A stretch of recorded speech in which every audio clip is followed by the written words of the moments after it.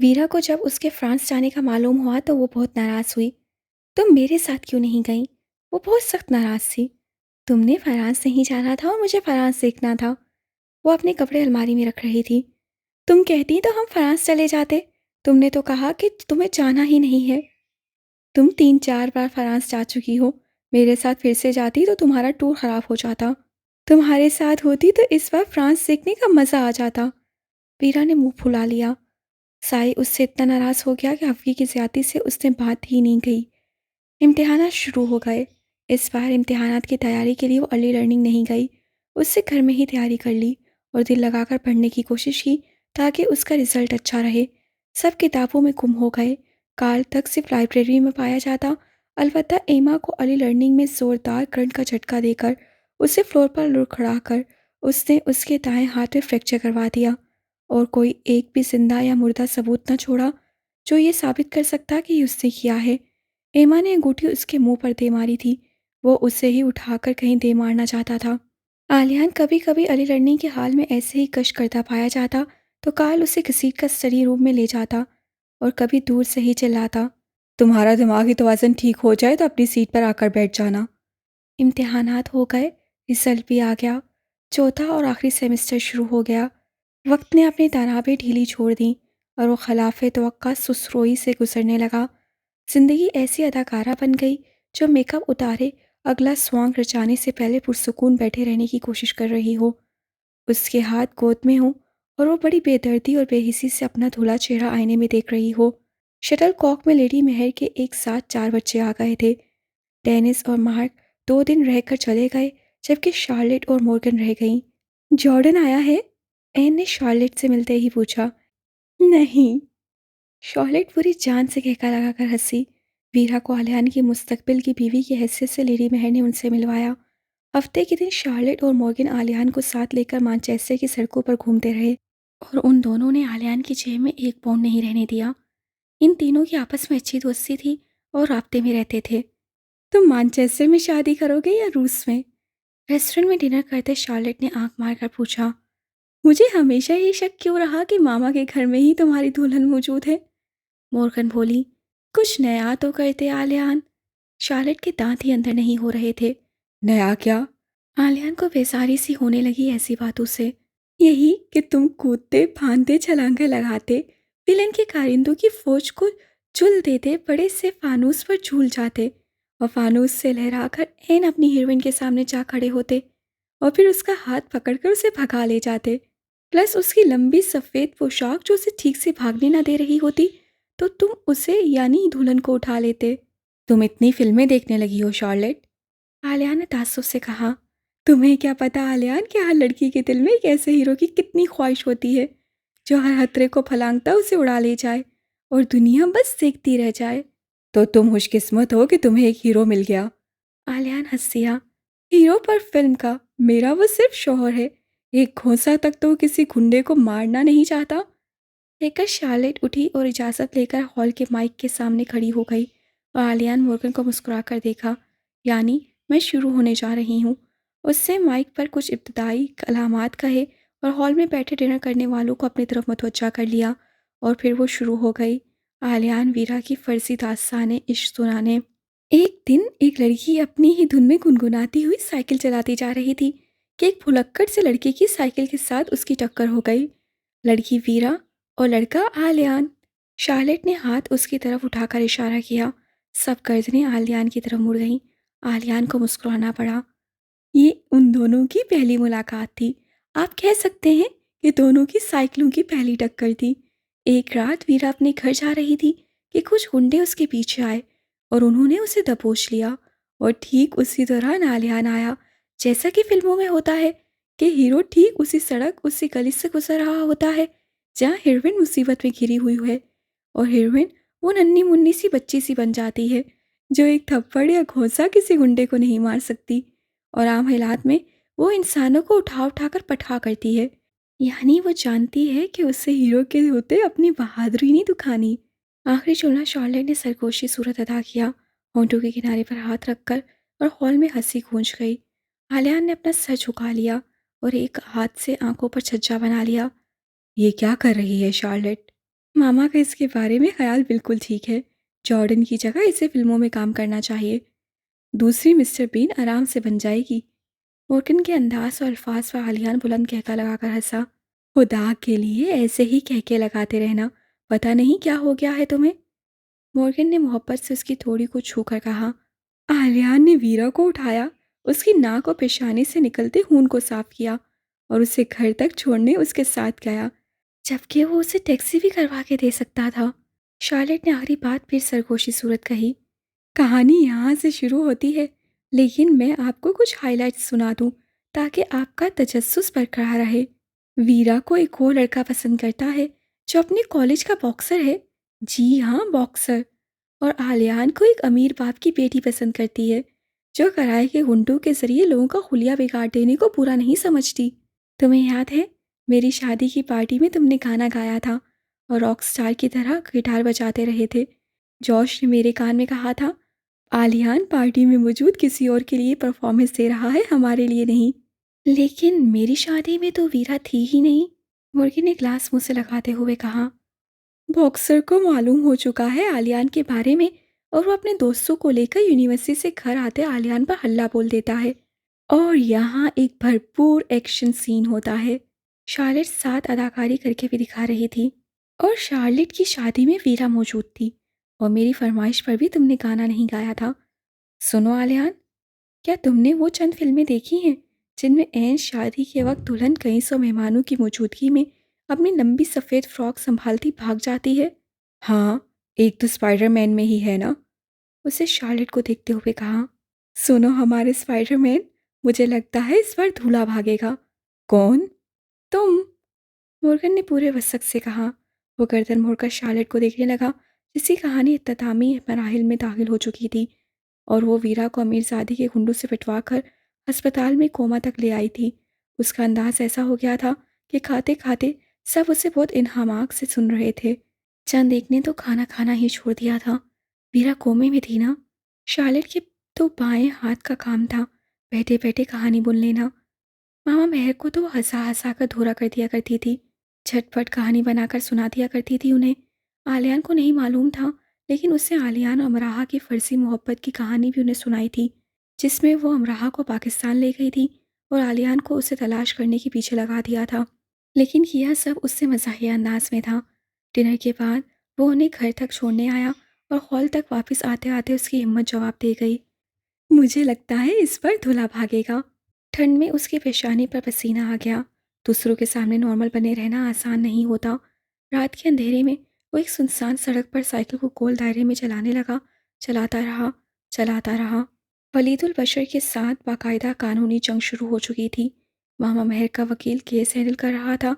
उस पर और उसके आदमी पर हर्सा करने का दावा किया गया था, क्योंकि इतना सब हो जाने पर भी वलीदुल बशर पास आने के लिए तैयार ही नहीं था।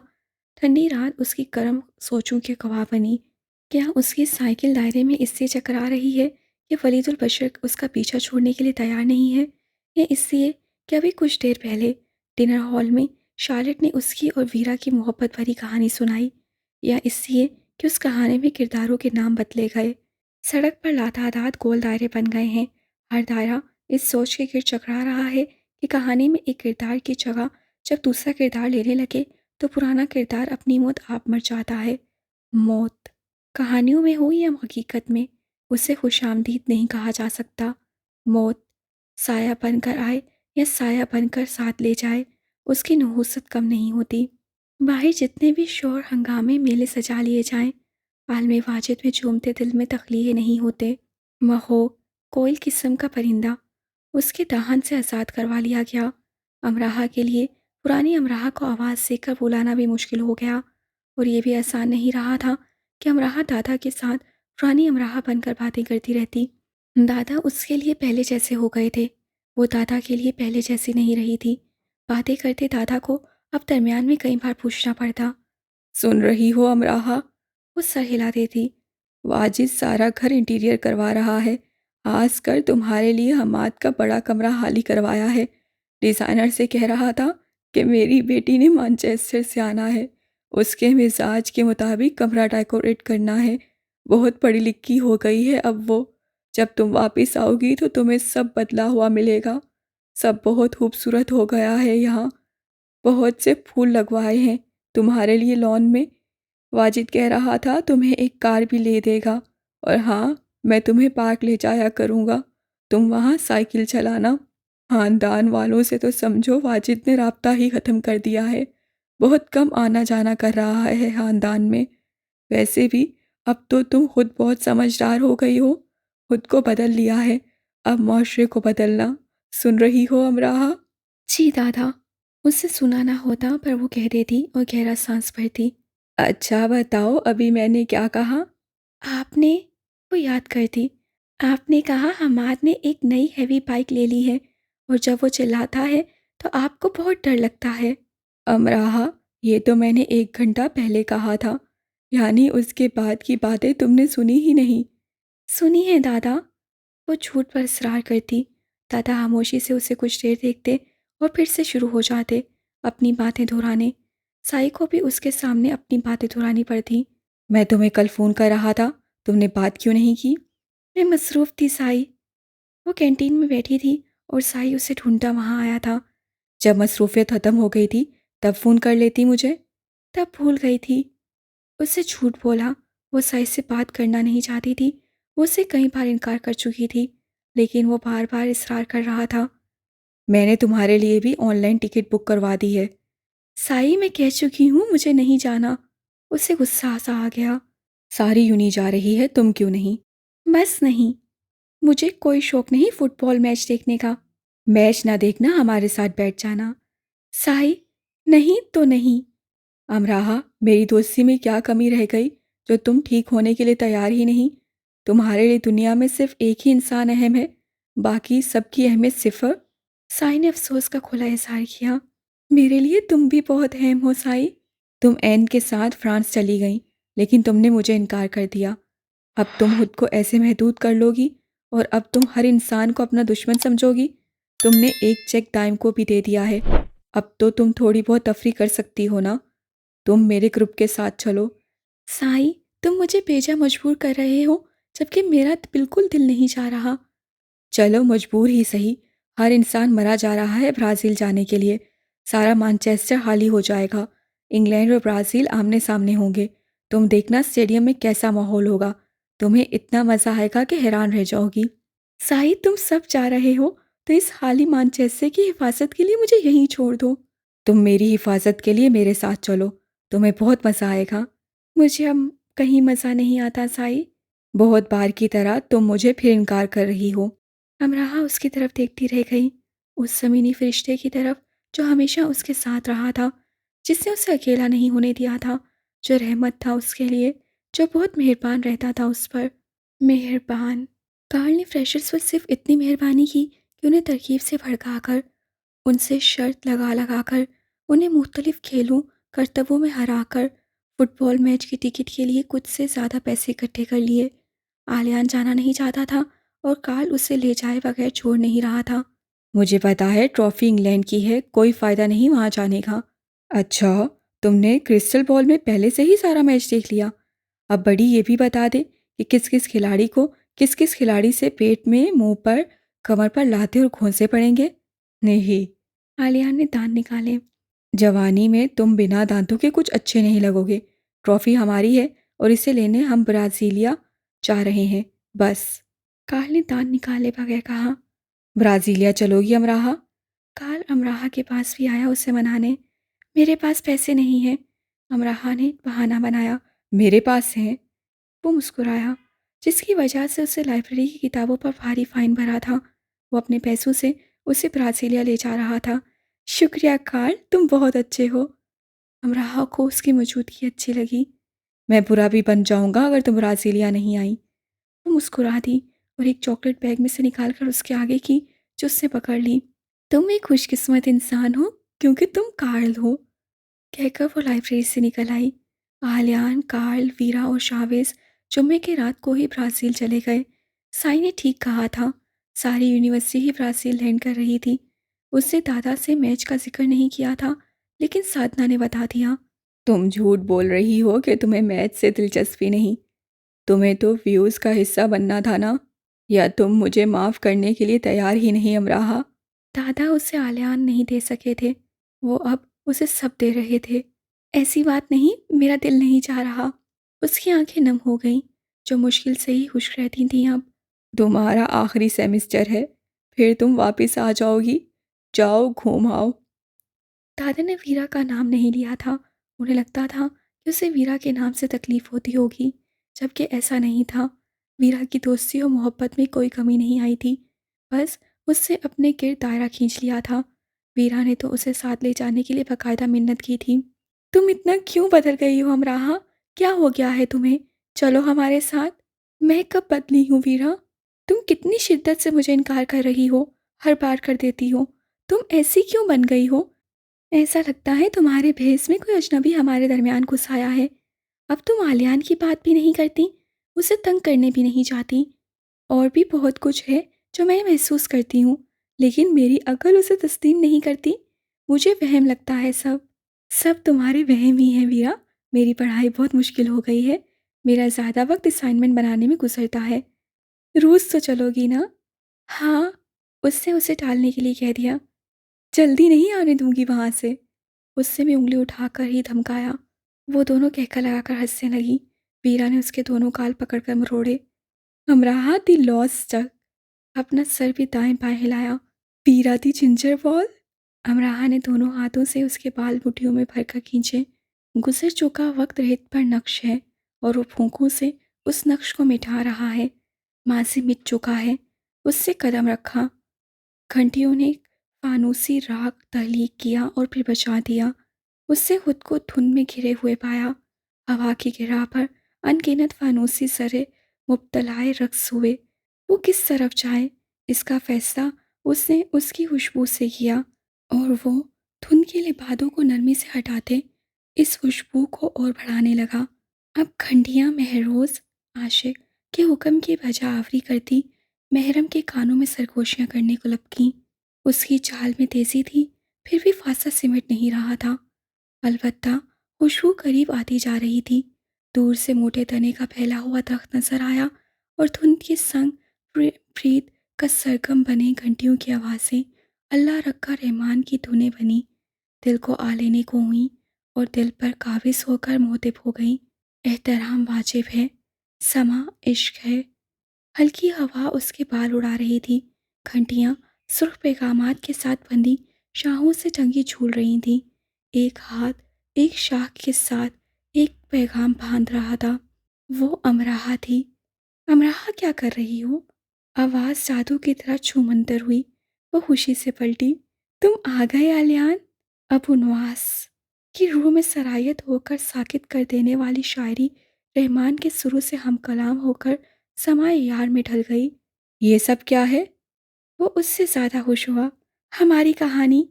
तुमने ये पैगामात मुझसे नहीं लिए तो मैंने यहाँ बांध दिए।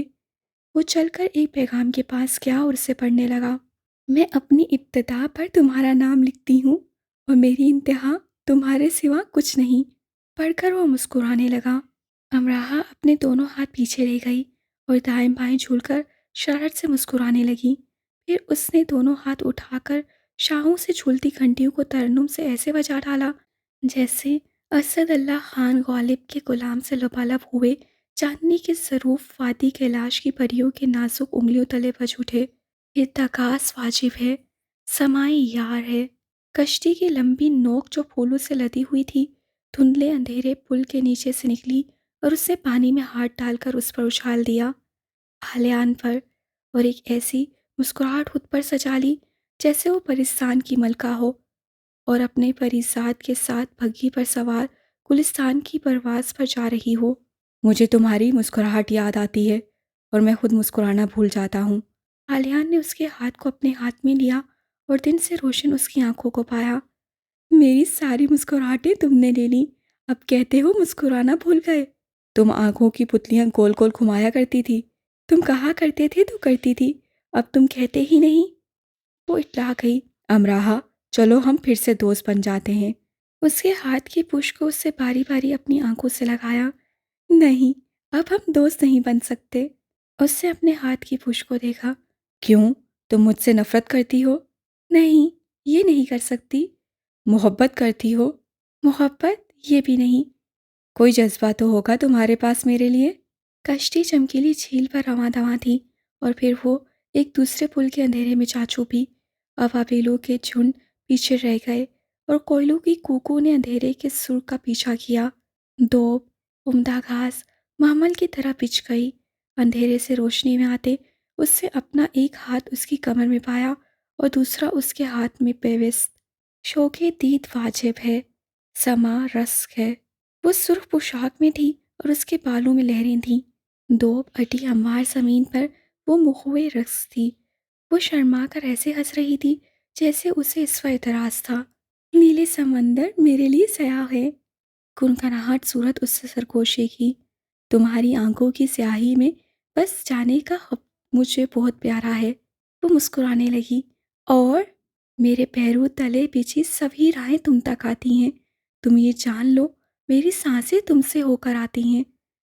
उसकी मुस्कुराहट गहरी हुई। और अमराहा, मुझे इंतज़ार रहेगा कि इंतज़ार कब ख़त्म होगा। कहते वो उदास हो गया। मुझे इंतज़ार रहेगा कि इंतज़ार ख़त्म होने का इंतज़ार किया जाएगा। कहकर वो बैठ गई। बेतहाशा फूल उगाए।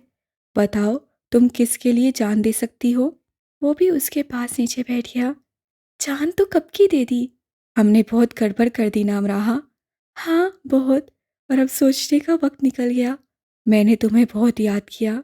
मैं तुम्हें भूल ही नहीं पाई। तुम्हें मुझे बताना चाहिए था।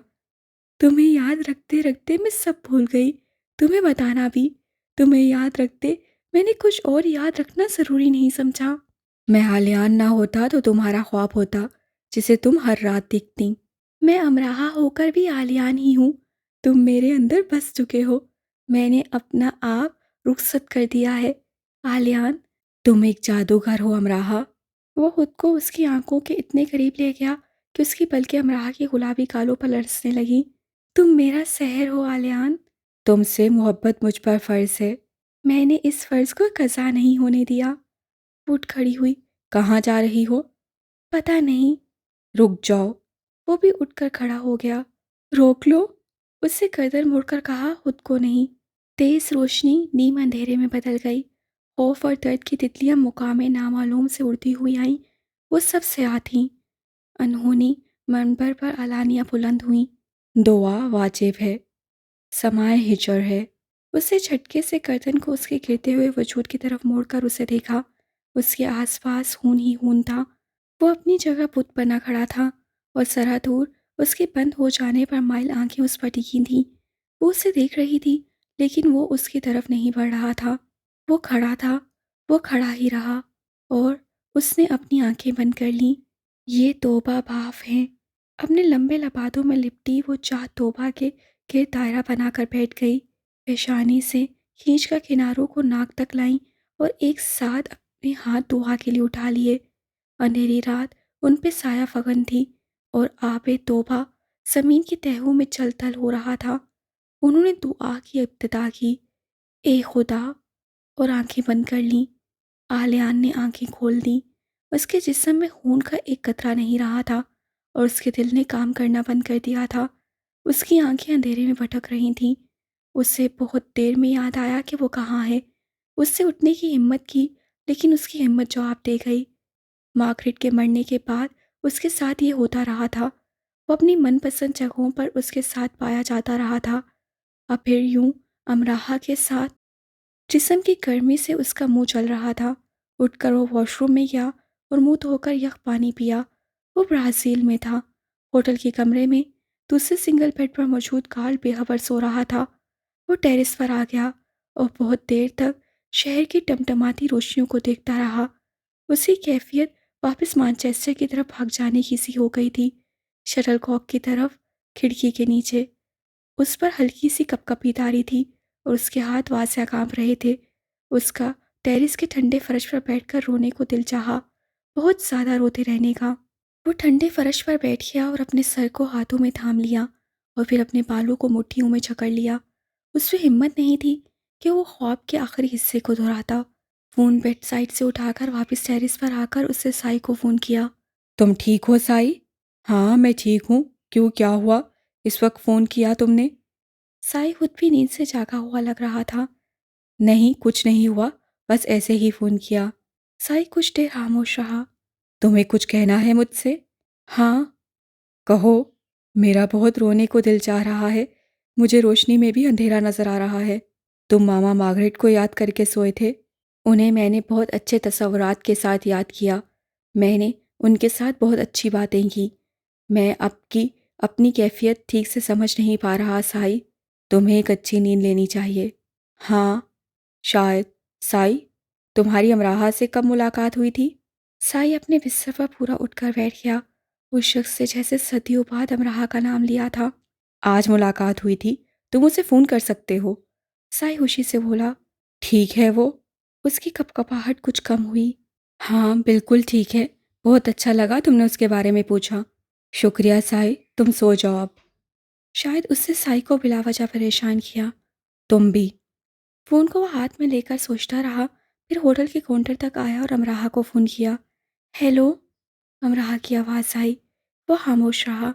वो बात कहाँ से शुरू करेगा और कहाँ ख़त्म करेगा और कहेगा क्या?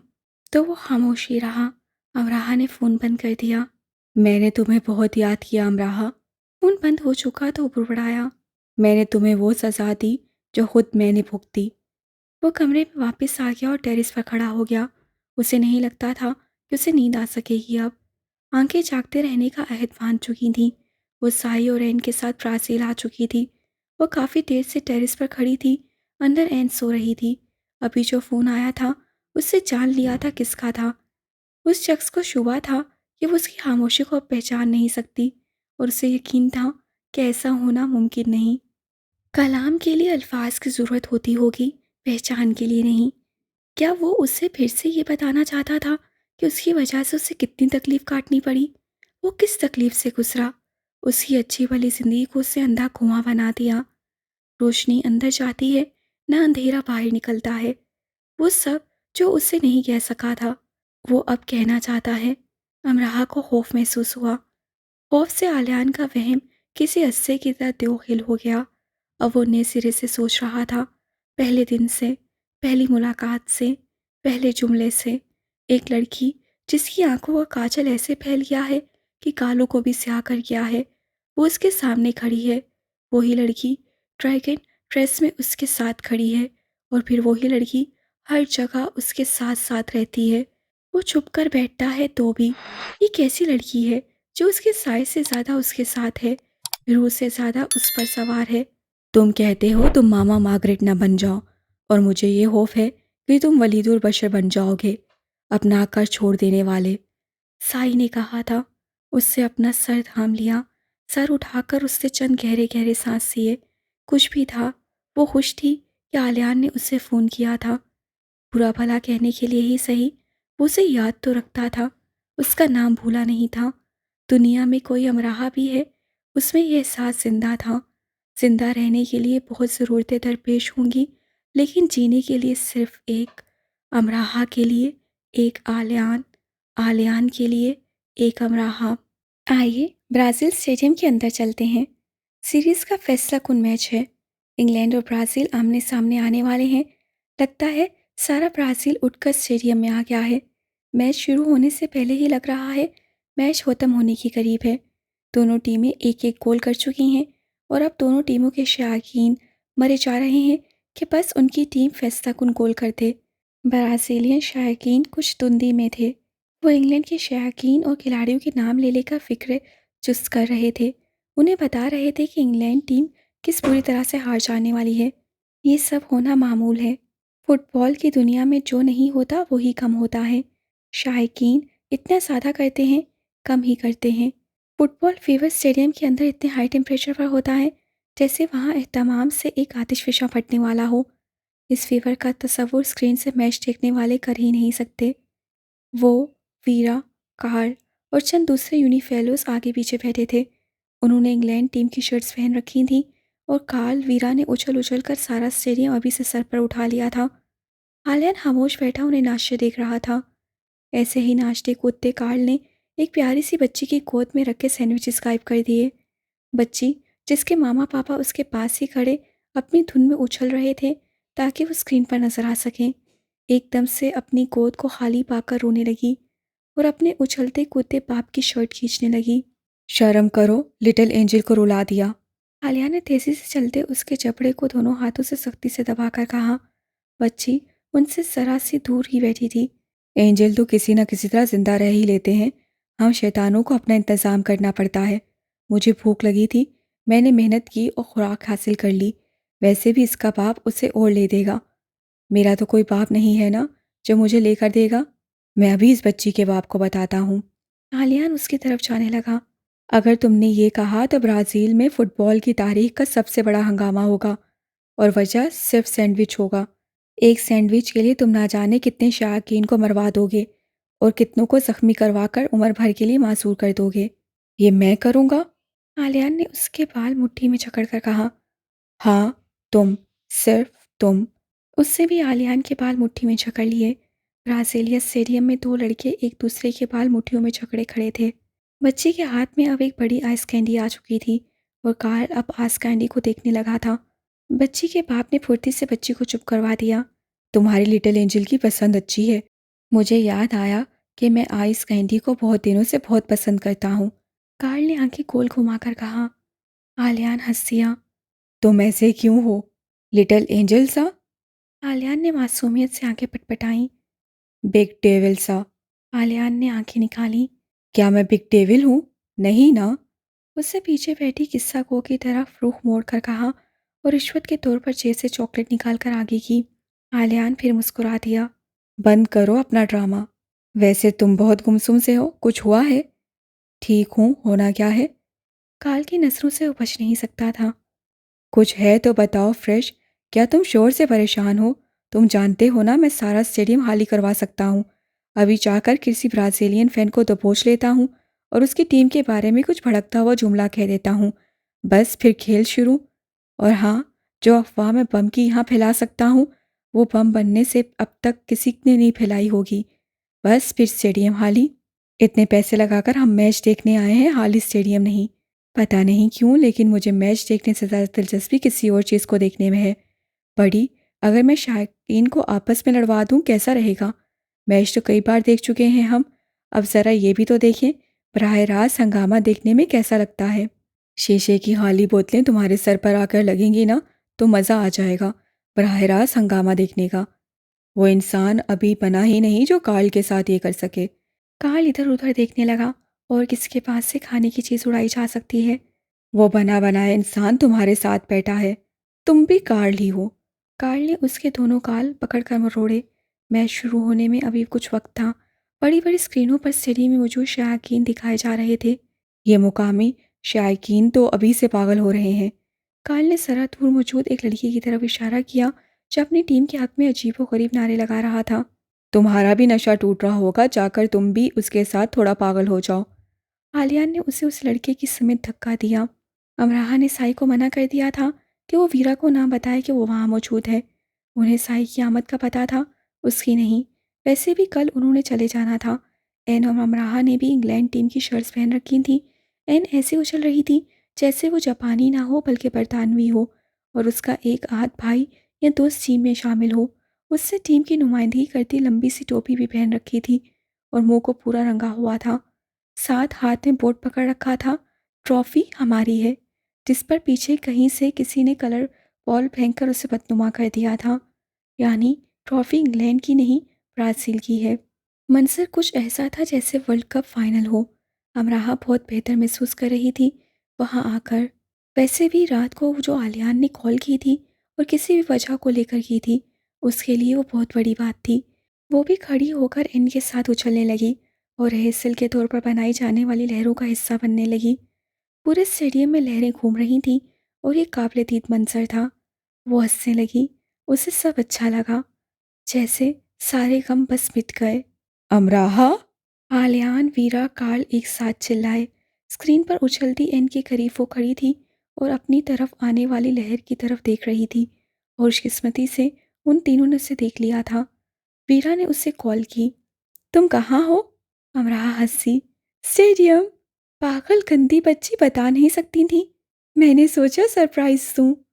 सरप्राइज? स्क्रीन पर आकर? वीरा हंसी। वो बहुत खुश थी उसे देखकर। एन और अमराहा साई के साथ है। वीरा ने उन सबको बताया। तुमने बताया नहीं कि तुम्हारे साथ अमराहा भी है? आलियान ने साई को फ़ोन किया। उससे मना किया था आलियान। आलियान खामोश हो गया और स्क्रीन की तरफ ही देखता रहा कि वो फिर से नजर आ जाए। लेकिन अब ग्राउंड में खिलाड़ी आते नजर आ रहे थे। मैच शुरू हो गया।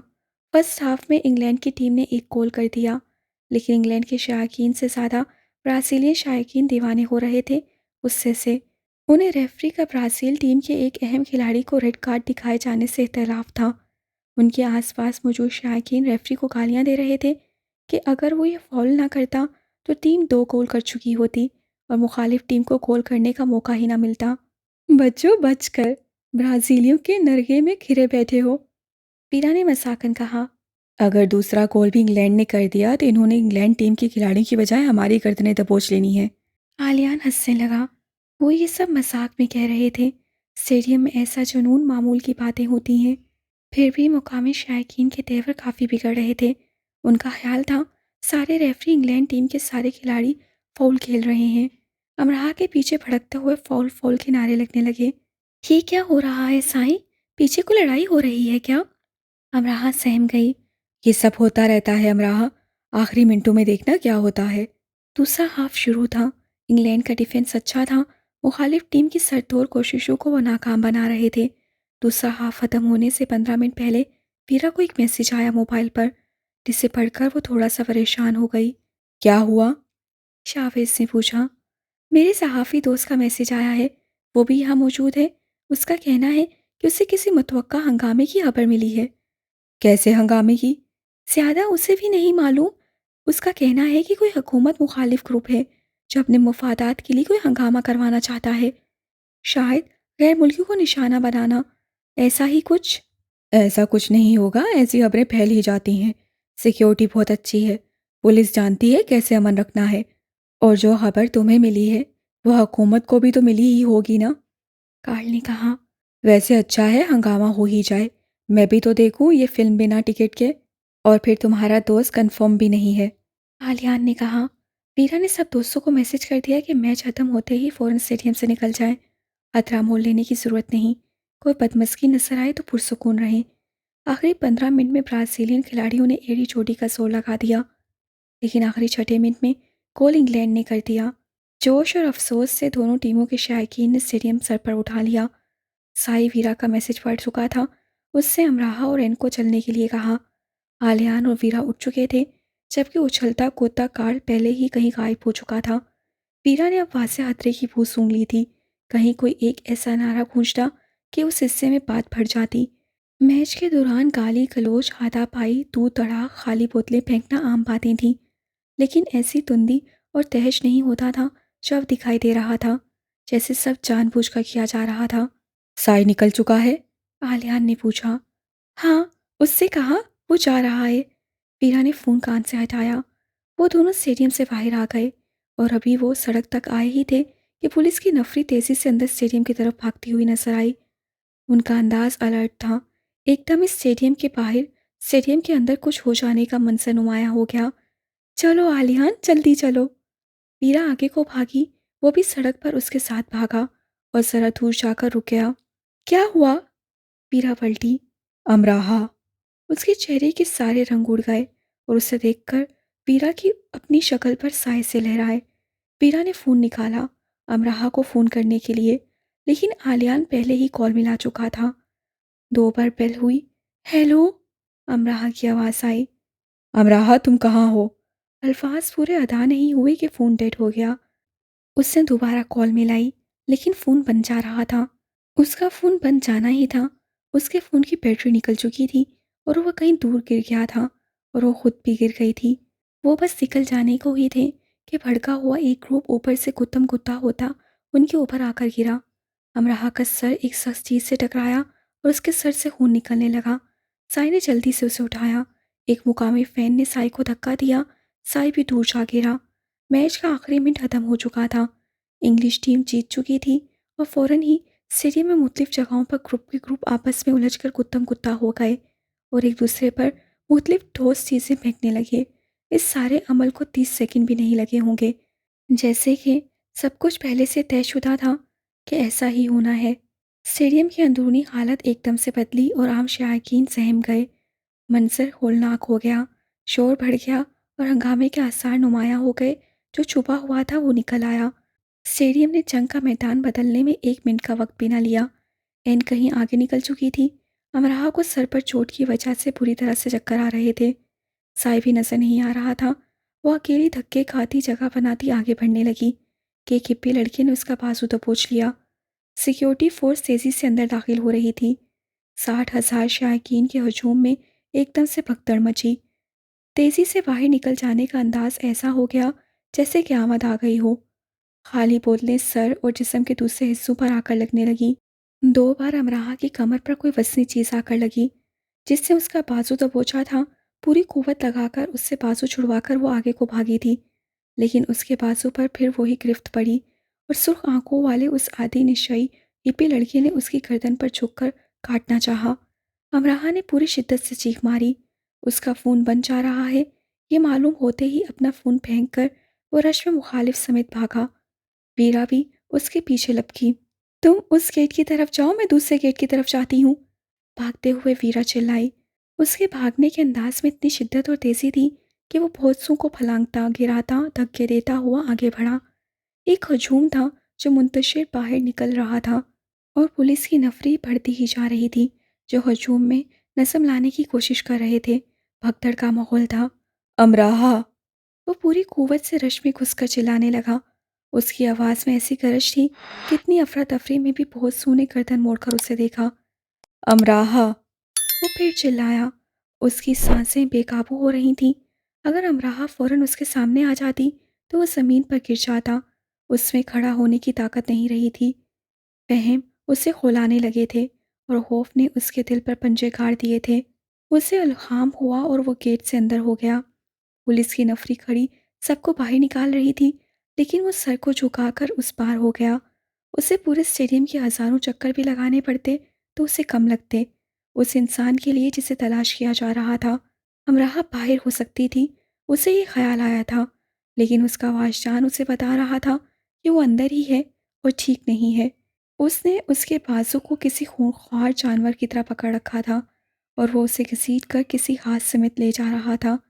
वो चिल्ला रही थी, खुद को आज़ाद करवाने की कोशिशें कर रही थी, लेकिन उसी हिप्पी के दूसरे साथी ने उसके किट घेरा सा बना लिया था और उसे मजबूती से कमर से पकड़ रखा था और वो दोनों आपस में अपनी ज़ुबान में बात कर रहे थे, जिसे अमराहा नहीं जानती थी।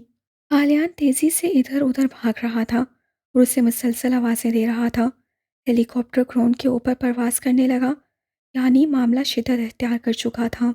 सिक्योरिटी फ़ोर्स हर तरफ फैल रही थी। कहीं सिक्योरिटी फ़ोर्स से शायकीन में तसादुम हो रहा था, कहीं शायकीन और शायकीन में। मामला ऐसे बिगड़ रहा था जैसे चलती आग पर और तेल डाला जा रहा हो। वो उसे दूसरे दरवाजे से निकाल कर बाहर ले जा रहे थे।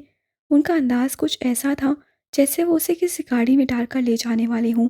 वो मौके से फ़ायदा उठाने वाले मुआशरे के नासूर थे, जो हर जगह पाए जाते हैं और अपनी बदखसलती से बाज नहीं आते। कार्ल को साई मिल चुका था और उससे अमराहा के लापता होने के बारे में बता दिया था। दूसरी तरफ अंदर से कार्ल आया था। एन, साई, शावेज और चंद दूसरे स्टूडेंट्स उसे बाहर रश में देख रहे थे। साई ने सबको फ़ोन करके बता दिया था, क्योंकि अमराहा का फ़ोन बन जा रहा था तो उसे डर था कि वो ठीक नहीं है। कार्ल की नज़र दूर अमराहा पर पड़ी और वो तेज़ी से भागता हुआ उसकी तरफ आया। वो आम नॉर्मल अंदाज से नहीं चल रही थी। उससे एक लड़का घसीट रहा था और दूसरा उसके मुंह पर हाथ रखकर बार बार उसका मुंह दबा रहा था। कार्ल उसके पास पहुंचना उससे पहले आलियान सीटें फलांगता हुआ उनके करीब चला गया। वो पीछे कहीं से तेजी से भागता हुआ आया था और उससे आते ही उन लड़कों को लाते और घूंसे मारने शुरू कर दिए। कार्ल भी पहुंच गया और जिसकी गर्दन हाथ आई उससे दबोच ली। अमराहा पूरी तरह से खौफजदा थी। वो कांप रही थी और उसके सर से खून निकल रहा था और नाक मुंह से भी। 2 लड़के पहले ही भाग गए और एक कार्ल से खुद को छुड़ाकर भागा। अमराहा पर नजर पड़ते ही आलियान की आंखें नम हो गईं। उससे डरी सहमी अमराहा को अपने साथ लगा लिया और हाथ से उसका नाक मुंह का खून साफ किया और उसके सर के सहम को देखने लगा। तुम्हें काफ़ी चोट आई है, उसने ये कहा और उसने ये सुना तो वो फौरन खुद को रोने से रोक नहीं सकी। नहीं, ज़्यादा नहीं, मुझे बिल्कुल तकलीफ़ नहीं हो रही अब। टूट टूट कर अल्फाज निकले, जैसे जज्बात की शिद्दत से अल्फाज बिखर से गए। उसका सर आलियान के सीने से लगा था। उस सर पर लगी कितनी भी बड़ी चोट में दर्द कैसे उठ सकता था भला। कार्ल ने जल्दी चलने का इशारा किया और आगे भाग गया। उसे अपने साथ लगाए आलियान बाहर की तरफ आया और गेट से बाहर होने से पहले एक जोरदार धक्का लगा कि अमराहा का हाथ आलियान से छूट गया और वो गिर पड़ने के से अंदाज से बहुत आगे निकल गई। सड़क से दूर किसी महफूज हिस्से की तरफ भाग जाना अमराहा। आलियान पीछे से चिल्लाया और पूरा जोर लगाकर उसे हजूम में से जगह बनाकर आगे निकल जाना चाहा। अमराहा ने धक्के खाते आगे बढ़ते गर्दन मोड़कर उसे देखा और आलियान का दिल वहीं ठहर गया। एहतराम वाजिब है, समा इश्क है। हजूम ने उसे एक और धक्का दिया, वो आगे निकल गई। धक्के ने उसे लुढ़का दिया और वो और पीछे रह गया। अमराहा ने फिर गर्दन मोड़कर उसे देखा। वक्त ने दगा दिया, वो वहीं ठहर न गया। अगले धक्के से वो बाहर निकल गई। सड़क का मंजर कुछ और हो चुका था। मिंटू की गेंद थी, लम्हों में बदल गई। सिक्योरिटी फोर्स मुंतशिर हजूम से निपटने में मशगूल थी। रात का वक्त था और आंसू गैस के धुएं ने रात को खतरनाक बना दिया था। रबड़ की गोलियां फायर की जा रही थीं। मुख्तलिफ अशकाल के मास्क पहने हुए अफराद सिक्योरिटी फोर्सेस पर ठोस चीज़ों और आंसू गैस उछाल रहे थे। कहीं कुछ ग्रुप्स आपस में मुतासातिम थे, कहीं फोर्स के साथ। एक बड़ा हंगामा ब्रासीलिया स्टेडियम के अंदर और बाहर फूट चुका था। एक ऐसा हंगामा जो सानहे में बदलने ही वाला था। एम्बुलेंस के सायरन की आवाज़ें चार सौ गूंज रही थीं। दूर दूर तक सड़क पर एक जंग का अमली मंजर देखा जा सकता था। तसादुम की तस्वीर थी और बगावत की बू। वो सड़क पर निकलकर एक समेत भागने लगा। कार्ल उसके पीछे ही था। अमराहा कहाँ है? कार्ल ने चिल्लाकर पूछा। उसे मैंने सड़क से दूर निकल जाने के लिए कहा था। दो फायर फिजा में गूंजे और चीखों से कान फटने लगे। उन पर शीशे की बोतलें उछाली गईं। एक ने आगे बढ़कर कार्ल पर हमला करना चाहा, जिसे कार्ल ने पहले ही दबोच लिया और सड़क के एक तरफ नीचे ज़मीन पर पटक दिया। वक्फे वक्फे से, लेकिन तेज़ी और शिद्दत से आंसू गैस उछाली जा रही थी और रबड़ के फायर किए जा रहे थे। कौन दफा कर रहा था, कौन हमला, फैसला करना मुश्किल हो गया था। आलियान तेज़ी से सड़क पर भाग रहा था और चिल्ला रहा था, अमराहा! उसके पैरों तले की ज़मीन खिसकती जा रही थी और उसकी आंखों के आगे बार बार अंधेरा जा रहा था। उसे अपना ख्वाब याद आ रहा था। अंधेरा, धुआं, तसादुम और खतरा। निशानियां अच्छी नहीं थीं। वो ज़रा देर को रुक कर हाँफने लगा। उससे अगला कदम उठाना मुश्किल हो रहा था। उसके पैरों के पास आकर एक गैस का गोला गिरा। वो तेज़ी से दूसरी तरफ हुआ। उसके बाजू पर रबड़ की गोली आकर लगी, लेकिन वो रुका नहीं। उसका जिस्म ऐसे हरकत करने से जवाब देता जा रहा था। उसकी कैफियत उस इंसान की सी हो गई जिसे अपने किसी अजीज़ के ताबूत को उठाने के लिए कहा जाता है, और वो खुद को पहाड़ उठा लेने के काबिल तो समझ लेता है, लेकिन वो ताबूत नहीं। ब्राज़ीलिया स्टेडियम धुआं उगलने लगा। चंद एक जगह आग भड़क उठी। धुएं के फैलाव से सड़क पर हरकत बहाल हो गई। पूरी कुव्वत लगाकर वो फिर भागा और चिल्लाया, अमराहा! वो सारी दुनिया को आग लगा देगा। अगर कुछ हुआ तो वो सब कुछ जला डालेगा। अब वो तेज से सड़क पर भागने लगा। उसका बस नहीं चल रहा था। रास्ते में आने वालों को रोंद डाले, कुचल दे, वरना हलक फाड़ कर इतनी शिद्दत से चिल्लाए कि सब अपनी अपनी जगह साकित हो जाएं। उससे फिर आवाज़ सी, अमराहा। उसका दुपट्टा कब का कहीं गिर चुका था। उसे चलने में मसला हो रहा था। चंद लोग उस पर आ गिरे थे और उसकी टांग जैसे टूट ही गई थी। वो बामुश्किल लंगड़ा कर चल रही थी। धुएं के बादलों में उसे कुछ दिखाई नहीं दे रहा था। उसकी आंखों में सख्त चुभन हो रही थी और उनमें से मुसलसल पानी निकल रहा था। वो कभी ऐसे किसी तसादुम से दो चार नहीं हुई थी। वो तो जिंदगी में पहली बार फुटबॉल मैच देखने स्टेडियम आई थी। उसे तो ये तक मालूम नहीं था कि हंगामी सूरत हाल में क्या करना चाहिए। इस वक्त उसकी अकल पूरी तरह माऊफ हो चुकी थी और वो पूरी तरह से सहम चुकी थी। उसे हर एक से डर लग रहा था कि कोई उसे घसीटेगा या मार देगा। सड़क का मंजर इंतहाई होलनाक हो चुका था। उसका दिल चाहा वापस अंदर भाग जाए। उसकी समझ में नहीं आया कि वो किस तरफ को भागे, और फिर जिस तरफ बहुत से लोग भागे जा रहे थे वो भी भागने लगी। सड़क पर वो सब मुंतशिर हो गए। सिक्योरिटी फोर्सेस की नफरी बढ़ती ही जा रही थी, फिर भी तसादुम थमने का नाम नहीं ले रहा था। वो तेज़ी से इधर उधर भाग रहे थे, लेकिन अब वो डिफेंस करने की पोजीशन में आ चुके थे। जो ग्रुप्स हमले कर रहे थे, उनके हमले बहुत शदीद थे। सिर्फ चंद मिनट लगे ये सब होने में, सिर्फ चंद मिनट। आलियान को ये मालूम नहीं था कि वो ठीक समेत भाग रहा है या नहीं। बस उसे उसका वाशशान कह रहा था कि उसे इसी समय जाना चाहिए। एक और गोला उसके पीछे और जरा आगे आकर गिरा और धुएं के बादल फैलने से पहले उससे अमराहा को बहुत दूर देख लिया। अमराहा! वो पूरी जान से चिल्लाया कि वो उसकी तरफ देख ले, लेकिन वो बहुत दूर थी। उससे ठीक से चला नहीं जा रहा था। वो डर कर खड़ी थी। उससे जरा आगे ग्रुप में तसादम हो रहा था और उसके पीछे गैस के गोले फेंके जा रहे थे। फासला सिमटा, वो भागकर उसकी तरफ लपका। सड़क की दूसरी तरफ से तसादुम के उस पार से वीरा ने उसे देख लिया और वो उसकी तरफ भागी। अमराहा! फासला सिमट चुका था। वो उससे कुछ ही दूर था। अब अमराहा ने गर्दन मोड़कर उसे देखा। इर्तिकास वाजिब हुआ, समाए यार गालिब आया। और इतनी दूर से वो आलियान के इस तरह अपनी तरफ भागते आने पर फिदा हो गई।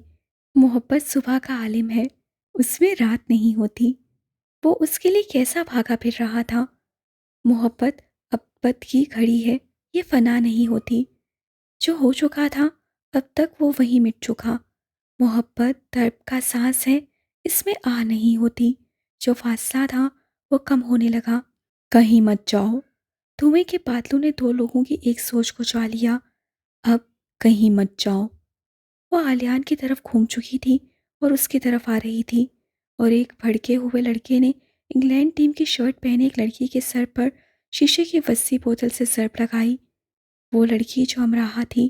वीरा बिजली की सी तेजी से अमराहा की तरफ लपकी। कार्ल और साई भी आगे पीछे उसकी तरफ आ रहे थे। उसके सर पर जरब लगते देखकर सारी जमीन अपने चक्कर पर उल्टी घूमती आलियान के पैरों तले से खिसक गई और वो भागते भागते रुक गया, क्योंकि दो फायर हुए। ब्राज़ील स्टेडियम के बाहर फैला सारा धुआं आलियान की आंखों में घुस आया। सारा भागता दौड़ता हजूम उसके जिस्म को रोंदने लगा। वो जहाँ था वहीं खड़ा रह गया। एक फायर रबड़ की गोली का था। वीरा पूरी शिद्दत से चिल्लाई और कितने ही लोगों को पलांगती हुई उसकी तरफ आई। फ्रीज! दूसरा फायर रबड़ का नहीं था। कार्ल और साई ने कितनों को ही धक्के देकर गिराकर उस तक पहुंचाना चाहा। वो दोनों उससे चंद कदम के फासले पर पहुंच गए। फ्रीज! कुछ फैसले सिर्फ दायमी जुदाई के हाथों ही तय पाते हैं। इससे पहले खबर होती है न एहसास। इतराफ में फैला धुआं, फोर्स की नफरी भागते दौड़ते अजासिम। सब ही फ्रीज। सब जामिद हो गया। वो सड़क पर घुटनों के बल गिरी और फिर उसकी पुश्त सड़क से जा लगी। खून उसके गिर्द फैलने लगा। अमराहा! उससे चिल्लाना चाहा लेकिन चिल्ला नहीं सका। वो वहीं उससे कुछ दूर खड़ा था। वो जो अमराहा का आलियान था। उसने उसकी तरफ भागना चाहा लेकिन भाग नहीं सका। तो ये साबित हो गया, जिस्म से जान उस वक्त नहीं निकलती जब अपनी जान निकलती है। ये जान उस वक्त निकलती है जब जान से प्यारे की जान निकलती है। दुआ वाजिब कर दी गई, समा हिजर की मना दी हुई। उसके जिस्म ने जान छोड़ दी और वो घुटनों के बल सड़क पर गिरता चला गया। उसका अपना जिस्म टुकड़ों की सूरत मुंतशिर हुआ। दुनिया में कोई धाई देने के लिए तैयार हुआ। अमराहा के सर पर पहुंचने से पहले कार्ल ने आलियान की तरफ देखा और उससे जाना कि अगर एक मर चुका दूसरा मरने जा रहा था, क्योंकि आलियान ने उस इंसान की बंद होती आंखें देख लीं जिनमें उससे खुद को बंद कर लिया था। उसकी आंख से खून टपकने लगा, जिसका रंग सुर्ख नहीं था। अमराहा के वजूद से आलियान की अपनी जिंदगी कतरा कतरा बहने लगी, जिसका रंग सुर्ख ही था। ए आंख, तू क्यों रोती है? काफले वाले चले गए। ए आंख, फिर तू क्यों रोती है? वो मुझे पीछे अकेला छोड़ गए। ए आंख, तू रोना बंद कर। उस काफले में मेरा महबूब था। अफसोस। हाँ, फिर तू रो।